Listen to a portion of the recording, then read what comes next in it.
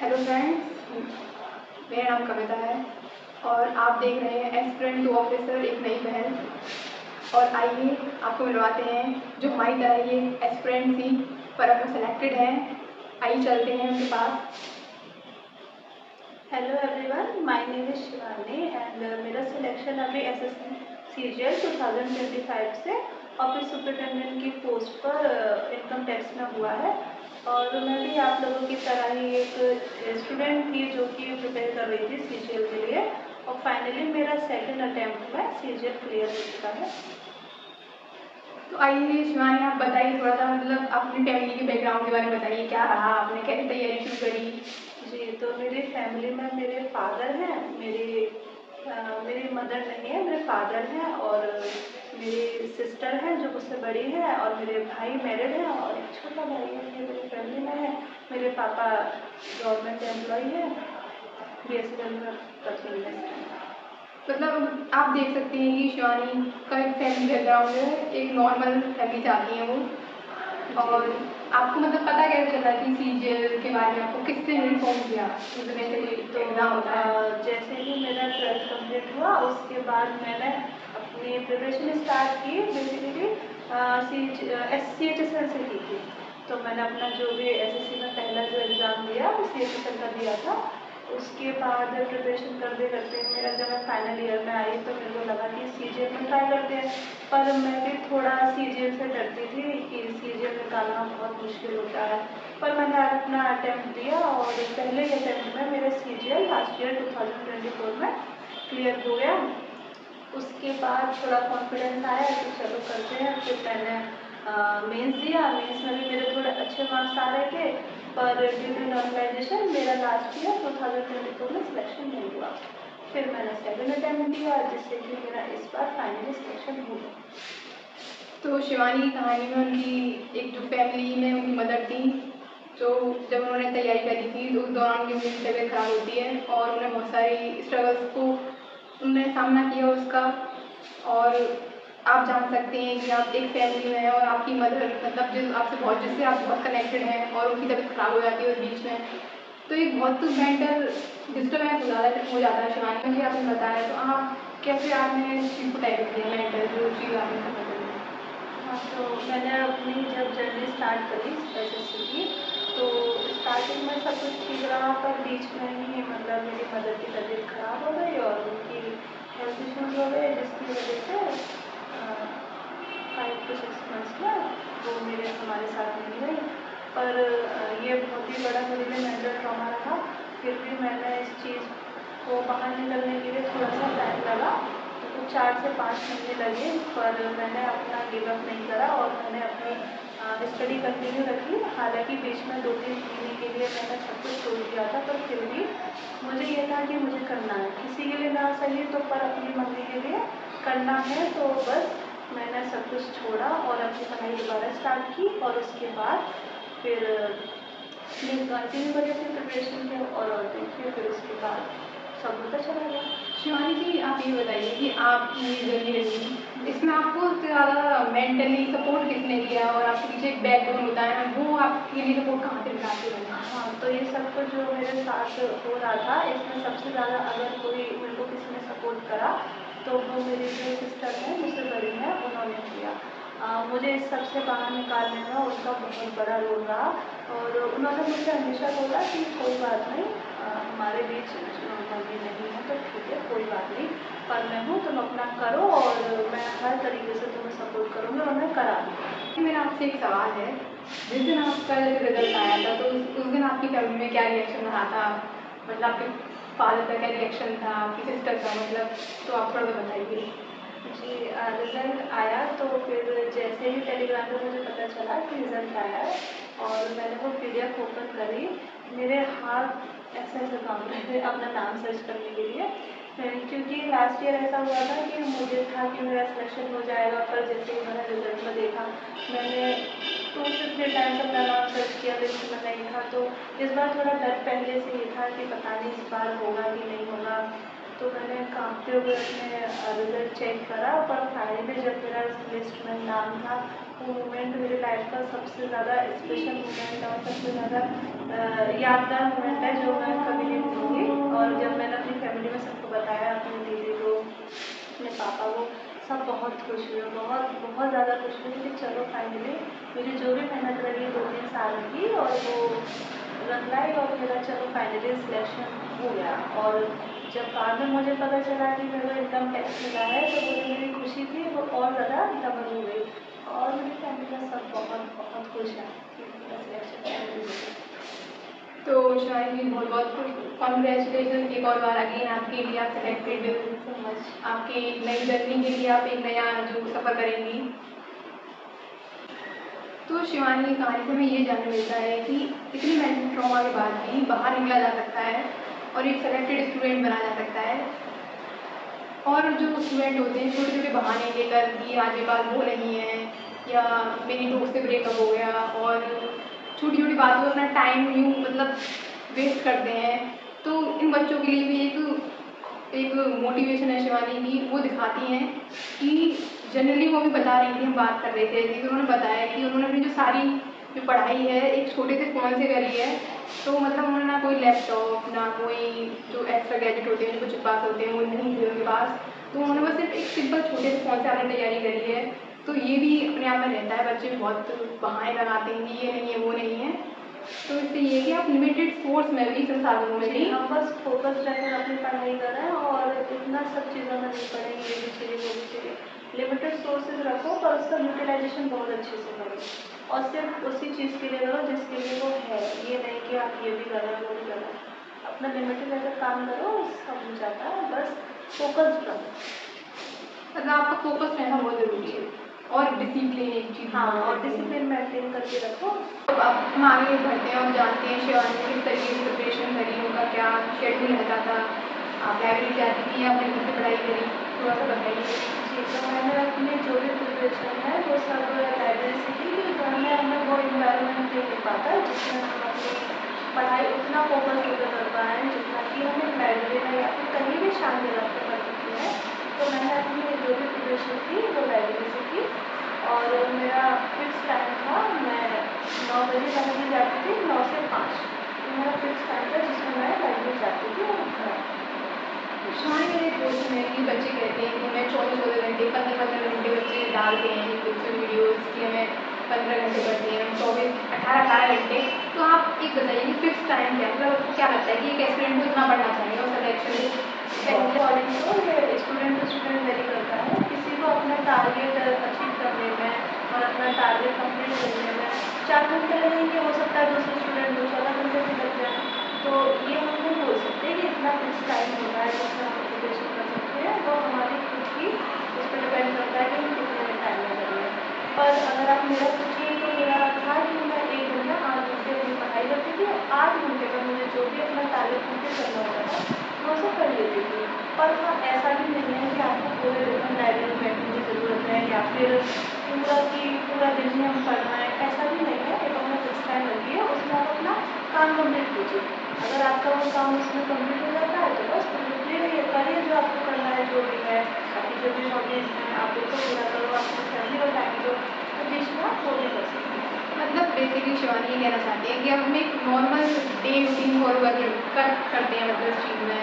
तो मतलब आप जैसे फैमिली को भी टाइम देते हैं अपना थोड़ा बहुत, कि ज़रूरी नहीं कि आप सिर्फ पढ़ना तो एक पार्ट है और और चीज़ें ये सारी चीज़ें करनी है थोड़ी थोड़ी, जिससे कि आप मोटिवेट रह सकें। क्योंकि एक लंबा टाइम होता है ये एसएससी का, या हम किसी भी अदर जॉब में जाते हैं तो आप मेंटली स्ट्रॉन्ग होना भी बहुत ज़रूरी है। तो आइए हम जानते हैं उन्होंने क्या क्या सोर्सेज को फॉलो किया, मतलब किस टीचर से आपने पढ़ाई करी है, किस मतलब आपने पर्टिकुलर एक बैच लिया या कि आपने किसी इंडिविजुअल पर जाकर आपने किया, तो आप थोड़ा बताइए। जर्नी रही इसमें मैंने कोई ऐसा नहीं कि किसी पर्टिकुलर प्लेटफॉर्म से ही पूरा मतलब बैच ली हो। मैंने अपने इंडिविजुअल बैच लिए। जैसे हमारे जो एसएससी का एग्ज़ाम होता है उसमें हमारे 4 सब्जेक्ट होते हैं, इंग्लिश, मैथ्स और रीजनिंग एंड जीके। तो मैंने अलग अलग टीचर्स को फॉलो किया, जो जिसका मुझे समझ में आता है मैंने उसको फॉलो किया। अब सबसे पहले अगर हम बात करें इंग्लिश की, तो इंग्लिश के लिए मैंने रानी मैम को फॉलो किया। तो मैं आपको बताती हूँ कि मैंने रानी मैम का एक लेवल का बैच लिया जिससे मैंने उनका ग्रामर कंप्लीट किया।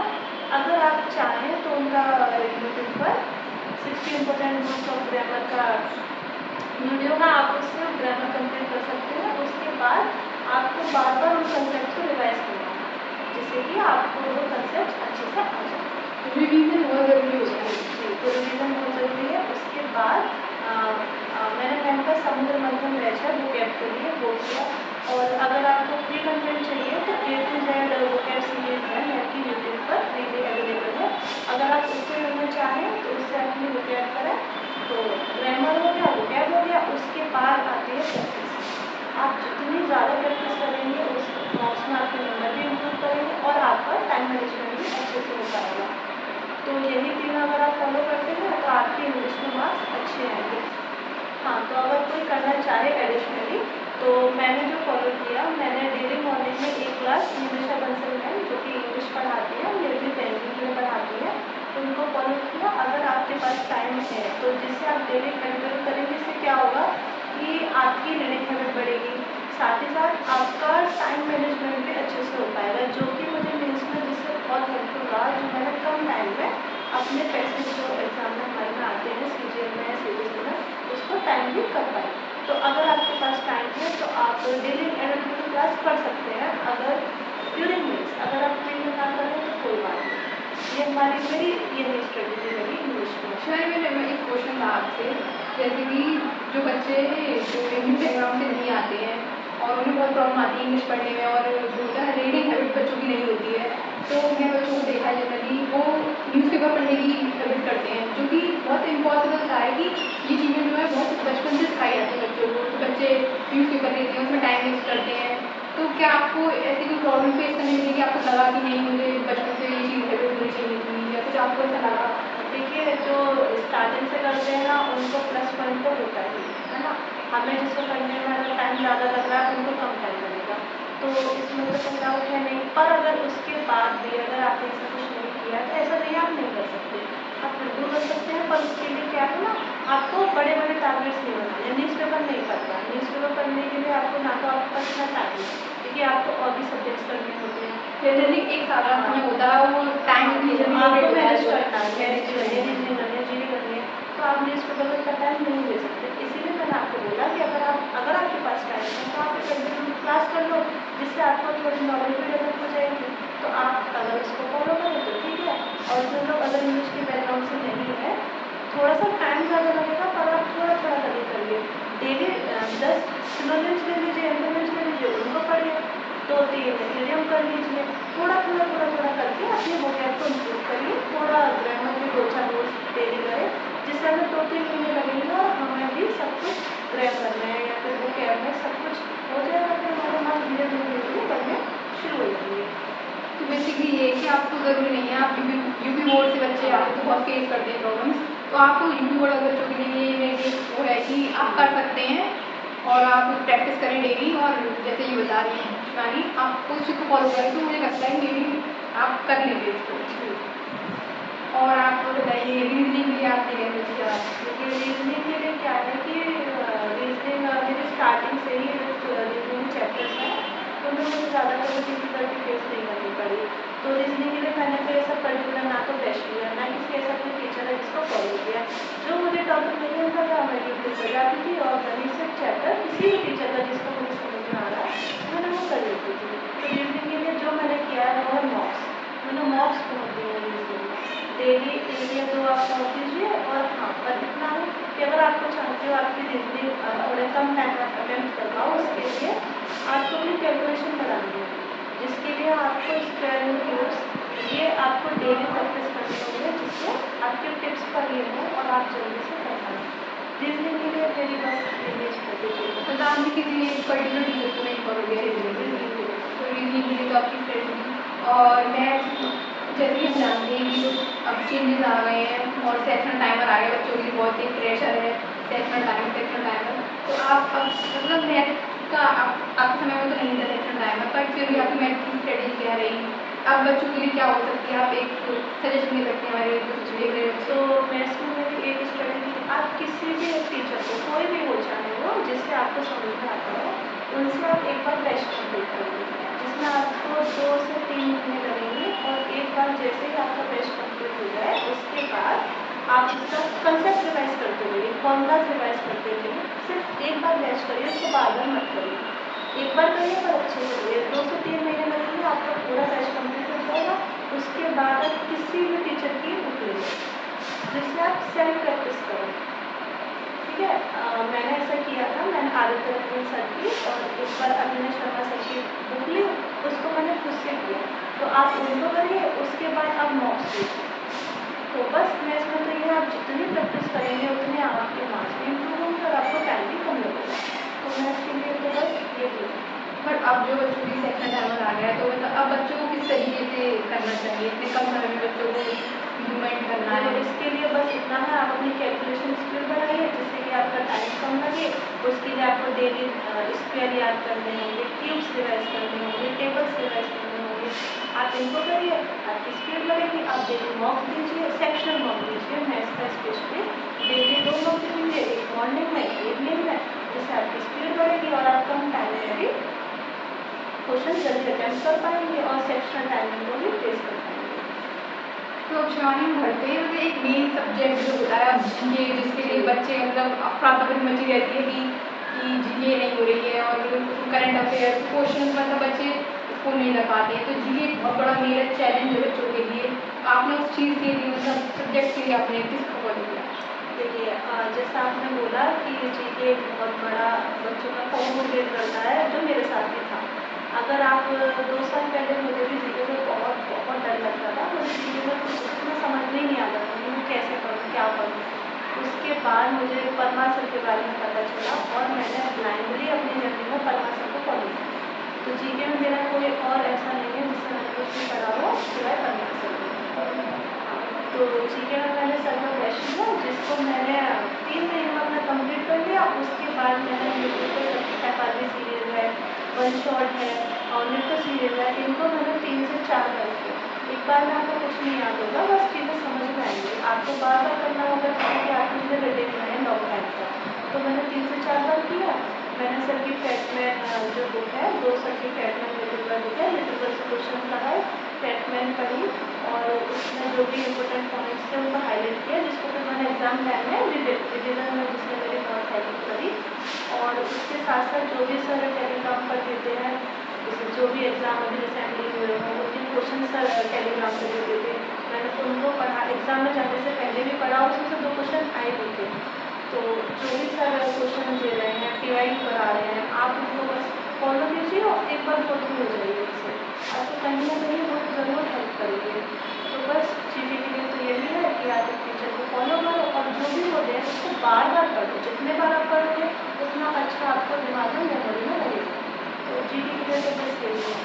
मतलब बेसिकली ये है कि शिवानी बता रही है, तो रिवीजन बहुत मैटर करता है। विदाउट रिवीजन आप सिलेक्शन ले ही नहीं सकते हैं। तो जो भी बच्चे पढ़ रहे हैं, जो मतलब ज़रूरी नहीं है ऐसे सीजे की प्रिपरेशन कर रहे हैं और फील्ड में भी हैं, तो रिवीजन बहुत मैटर करता है। विदाउट रिवीजन आप सिर्फ पढ़ते जाना है, तो उससे भी आपका कुछ नहीं होगा। तो रिवीजन करना बहुत मस्त है। तो शिवानी जी आप ये बताइए, करंट अफेयर्स के लिए आपने बच्चे मैंने देखे हैं कि क्लास करते हैं डेली या करंट न्यूज़पेपर ले लेते हैं जनरली, तो आपका क्या मतलब आपने करंट अफेयर न्यूज़पेपर पढ़ती हैं आप या जनरली कैसे आप मुझे न्यूज़पेपर पढ़ने में इतना हमारे पास टाइम नहीं होता कि हम पढ़ पाएँ। अगर बस हेडलाइंस पढ़ सकते हैं, ज़्यादा डीप में हम नहीं पढ़ पाते क्योंकि इतना टाइम नहीं होता है। और डेली करंट अफेयर की क्लास की बात रही तो आप ये कर सकते हैं कि आप डेली ज़्यादा टाइम लगे, मान लीजिए आधे घंटे की कोई वीडियो हो, आप उसको अपनी अंडरस्टैंडिंग के लिए देख सकते हैं कि आप उसको पढ़ो, आपको थोड़ा पता रहे दुनिया में क्या चल रहा है। बाकी डेली करंट अफेयर याद करना ये पॉसिबल भी नहीं है। जो बच्चे करते हैं वो करते हैं, पर वो कुछ टाइम बाद भूल जाते हैं। तो मेरे अकॉर्डिंग तो आप मंथली कोई भी मंथली ले लीजिए, PDF किसी भी टीचर की ले लीजिए, ईयरली कोई मंथली ले लीजिए और एग्ज़ाम से पहले आप उसे पढ़ने जाइए। डेली अपना टाइम वेस्ट करना कि आप पढ़ने जा रहे हैं, याद करे जा रहे हैं, मुझे नहीं लगता वो हेल्पफुल है। मेरे अकॉर्डिंग तो आप मंथली करो तो ज़्यादा अच्छा है। हाँ, जो मंथली कंपाइलेशन देखी मैंने आती है, जो वो करने से ज़्यादा फायदा है कि डेली क्लासेस करना, फिर ऑलरेडी और इतने सारे सब्जेक्ट लेने हैं आपको, फोकस करना है तो कैसे होगा। उस चीज़ के लिए आप जितना कोशिश करें अपने आप को लिमिट करें बोलते हैं। तो शिवानी मेरा एक सवाल था आपसे, जैसे बच्चे जो होते हैं मैंने देखा है सुबह सुबह उठ कर अपने आप अपने टारगेट्स को लिखते हैं या वो किसी टेलीग्राम पर किसी दोस्त को फॉलो करते हैं टारगेट्स के लिए, तो आपने किस तरीके से आप खुद लिखती थी टारगेट्स को या किसी टेलीग्राम पर जुड़ी हुई थी उससे? ये आपने सही बोला, मतलब टेलीग्राम पे काफ़ी सारे ऐसे चैनल्स हैं जो कि बच्चों को पर्सनली गाइड करते हैं, जो कि पेड हैं, जो उन्हें ऐसा बना के देते हैं जिससे उनका सारे सब्जेक्ट रिवाइज हो जाए। और फॉर्चुनेटली ऐसा मेरे साथ तो नहीं हुआ कि मेरे को अपने डेली मुझे टारगेट लेके पढ़ना है या फिर मुझे कोई ऐसा बैच ज्वाइन करना पड़ रहा है। मेरे एक फ्रेंड हैं जिन्होंने मुझे पर्सनली गाइड किया, जो डेली मेरे लिए टारगेट्स बनाते थे, जिसमें वो सब कुछ इंक्लूड करके मुझे देते थे। जैसे स्टार्टिंग होती थी मेरी कैलकुलेशन से कि मॉर्निंग में जाते ही मुझे लाइब्रेरी में पहले कैलकुलेशन करनी है, उसके बाद वो उसमें इंग्लिश के लिए कोई भी टॉपिक ऐड करके देते थे और सेक्शनल मॉक्स इंग्लिश के, मैथ्स के लिए सेम स्ट्रेटजी की ये वाला चैप्टर करना है, इसका मॉक देना है।